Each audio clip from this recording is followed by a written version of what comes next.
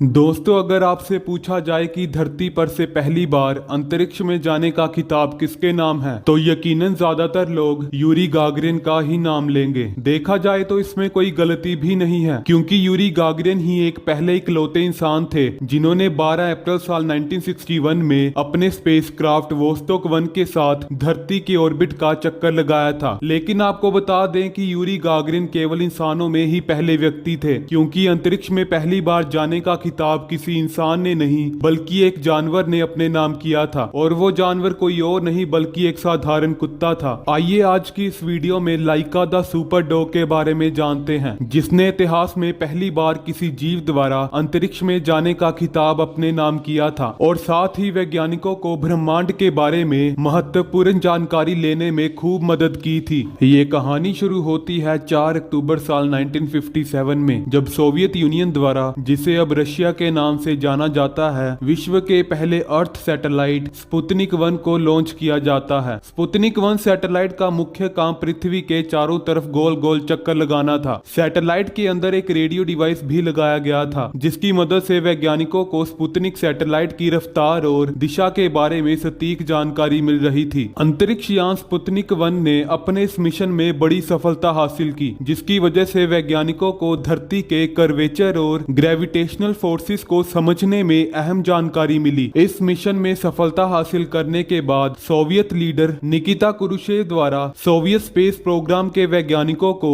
अक्टूबर revolution की 40वीं anniversary 7 नवंबर साल 1957 के दिन एक नया स्पेस मिशन स्पुतनिक 2 को लॉन्च करने का आदेश दिया गया। लेकिन इस बार इस मिशन में स्पेस क्राफ्ट अंतरिक्ष में अकेला नहीं जाने वाला था, बल्कि इस मिशन में किसी जीव को अंतरिक्ष में भेजा जाना था। अंतरिक्ष यान स्पुतनिक 2 का अहम उद्देश्य ही किसी जीव पर एक्सपेरिमेंट करना था, और इस बात का पता लगाना था कि आखिर स्पेस ट्रेवल करने पर किसी जीव पर क्या असर पड़ता है, और एक जीव कैसे और कितने समय तक अंतरिक्ष में जिंदा रह सकता है। ऐसा मिशन पूरी दुनिया में पहली बार किया जा रहा था, और वैज्ञानिकों को इस बात का अंदाजा बिल्कुल भी नहीं था कि आखिर आगे क्या होने वाला है, और यही कारण था कि सोवियत स्पेस प्रोग्राम के वैज्ञानिक इस मिशन में किसी भी इंसान की जान को खतरे में नहीं डालना चाहते थे। लेकिन इस मिशन का अहम उद्देश्य ही किसी जीव को अंतरिक्ष में भेजना था, जिसके चलते सोवियत स्पेस प्रोग्राम के वैज्ञानिकों द्वारा एक कुत्ते को इस मिशन के लिए चुना गया। इस कुत्ते का नाम था लाइका,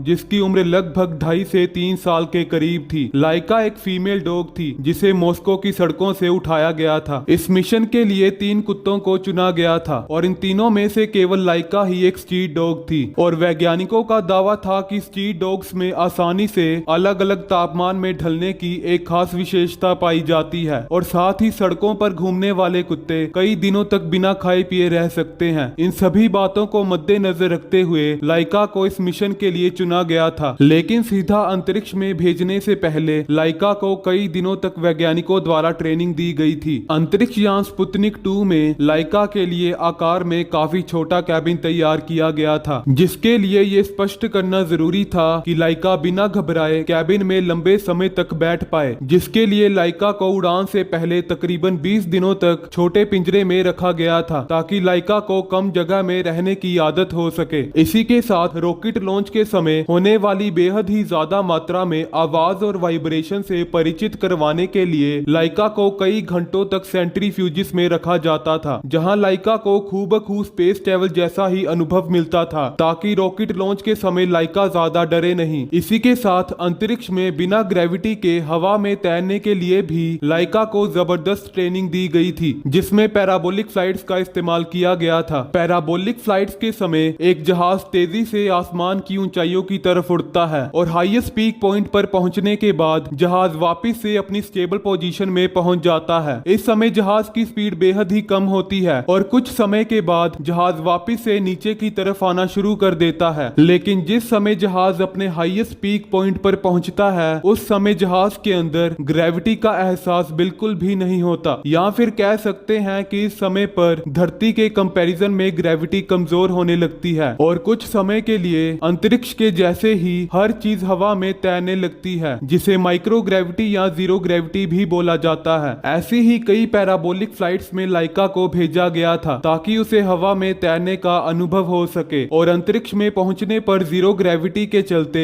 लाइका को किसी भी तरह की परेशानियों का सामना ना करना पड़े। इन सभी ट्रेनिंग्स के दौरान वैज्ञानिकों द्वारा लाइका के हार्ट रेट और रेस्पिरेशन सिस्टम पर कड़ी निगरानी रखी जा रही थी, क्योंकि रॉकेट लॉन्च के समय अंतरिक्ष में लाइका को इन सभी चुनौतियों का सामना करना था और वैज्ञानिक इस बात को निश्चित करना चाहते थे कि अंतरिक्ष में मिलने वाली सभी चुनौतियों से लाइका को पहले ही वाकिफ कराया जाए और लाइका अंतरिक्ष में ज्यादा से ज्यादा दिनों तक जिंदा रह सके। वैज्ञानिक इस बात से पूरी तरह वाकिफ थे कि लाइका फिर कभी धरती पर वापस नहीं आ पाएगी, क्योंकि अंतरिक्ष यान स्पुतनिक 2 में धरती पर वापस लैंड करने का कोई बंदोबस्त नहीं था, यानी कि अंतरिक्ष यान केवल अंतरिक्ष तक पहुंचने में ही सक्षम था। इसके अलावा एक दूसरे डॉग अल्बिना को लाइका के बैकअप के तौर पर रखा गया था, यानी कि लाइका के इस मिशन में फेल होने पर वैज्ञानिक अल्बिना के साथ भी वही सब करने वाले थे। वैसे तो अंतरिक्ष यान स्पुतनिक 2 को 7 नवंबर साल 1957 में लॉन्च किया जाना था, लेकिन बाद में इस तारीख को 7 नवंबर से 3 नवंबर कर दिया गया। लॉन्च से 3 दिन पहले ही लाइका को अंतरिक्ष यान स्पुतनिक 2 में वैज्ञानिकों द्वारा कई घंटों तक बैठाना शुरू कर दिया गया, ताकि लाइका को रॉकेट में रहने की आदत हो सके। इस दौरान वैज्ञानिकों द्वारा लाइका पर कड़ी नजर रखी जा रही थी और 3 नवंबर साल 1957 का दिन अब आ चुका था और अब समय था लाइका को अंतरिक्ष यान स्पुतनिक 2 के जरिए अंतरिक्ष तक पहुंचाने का। लेकिन लॉन्च के पहले लाइका के बालों की अच्छे से ग्रूमिंग की गई और उन बालों को साफ और हर तरह की इन्फेक्शन से बचाने के लिए वैज्ञानिकों द्वारा लाइका के शरीर पर एथेनॉल का इस्तेमाल किया गया। इस मिशन के दौरान वैज्ञानिकों को लाइका के बॉडी टेम्परेचर और बॉडी फंक्शंस की सही जानकारी मिलती रहे, इसके लिए लाइका के शरीर पर कई सेंसर्स लगाए गए थे। इसी के साथ कैबिन में लाइका के खाने और पीने का इंतजाम भी किया गया था। 3 नवंबर साल 1957 को रात के 2:30 पर अंतरिक्ष यान स्पुतनिक 2 लाइका के साथ बाइकोनर कॉस्मोड्रोम से अपनी इस यात्रा के लिए रवाना होता है। लाइका के शरीर पर लगे सेंसर्स के मुताबिक लॉन्च के पहले लाइका का heart rate 103 beats per minute था और जब रॉकेट ने उड़ान भरी तो heart rate 240 beats per minute तक पहुंच चुका था। लॉन्च के कुछ समय बाद स्पुतनिक 2 सफलतापूर्वक अपनी प्रोटेक्टिव शील्ड से अलग होकर धरती के ऑर्बिट में दाखिल हो चुका था और 3 घंटे गुजरने के बाद लाइका की हार्ट रेट भी अपनी normal position 102 beats per minute तक पहुंच चुकी थी। शुरुआती के कुछ घंटों तक लाइका बिल्कुल सही सलामत थी, यहां तक कि जांच के मुताबिक लाइका आराम से खाना खा रही थी। सभी कुछ प्लान के मुताबिक ही चल रहा था और लाइका भी बिल्कुल सही सलामत थी। लेकिन 7 घंटों बाद अचानक से वैज्ञानिकों का स्पुतनिक 2 से कम्युनिकेशन टूट जाता है, जिसके बाद वैज्ञानिकों द्वारा कई बार स्पुतनिक 2 से कम्युनिकेशन करने की कोशिश की गई, लेकिन रॉकेट का कुछ पता नहीं चला। वैज्ञानिकों का मानना था कि रॉकेट धरती के ऑर्बिट में दाखिल हो चुका था, जिसके बाद रॉकेट ने धरती के चारों तरफ घूमना शुरू कर दिया था, लेकिन इसके बाद स्पुतनिक 2 से लाइका की कोई जानकारी नहीं मिली। इस हादसे के बाद लाइका की डेथ के कई कारण बताए गए। कुछ रशियन सूत्रों के मुताबिक लाइका की डेथ मिशन के चौथे दिन कैबिन में ओवरहीटिंग की वजह से हुई थी। साइंटिस्ट डेमित्री मालाशेनकोव का कहना था कि लाइका की डेथ धरती के ऑर्बिट का चौथा चक्कर पूरा करने पर ओवरहीटिंग और वेंटिलेशन जैसी समस्याओं के कारण हुई थी। साइंटिस्ट डेमित्री मालाशेनकोव ने